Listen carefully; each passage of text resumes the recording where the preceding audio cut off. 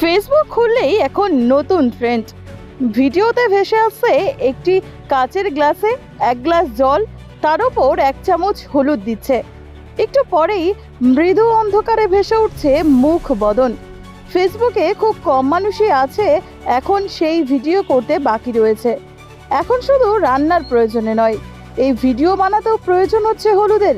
তবে কি হলুদের দাম চাহিদার সঙ্গে আরো বৃদ্ধি পেল? শান্তিপুরের বিভিন্ন বাজারে খোঁজ নিল শান্তিপুর নিউজ। বিভিন্ন বাজারে দেখা গেল এখনো পর্যন্ত ফেসবুকে এই ট্রেন্ড ভিডিওর প্রভাব বাজারে এসে পৌঁছায়নি।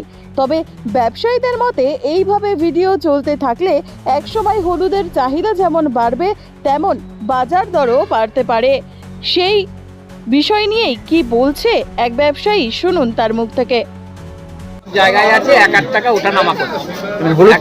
হলুদের বিক্রিটা বেড়েছে না, ওই জারাম বিক্রি হিসাবে সেরকমই বিক্রি। হ্যাঁ। আর দামটা দাম ওই এক জায়গায় পড়ে আছে, কিচ্ছু 1 পয়সা ওঠা নামা করি। কোম্পানি মাল তো একটুও করিনি, লোকাল মালও কিছুই করি।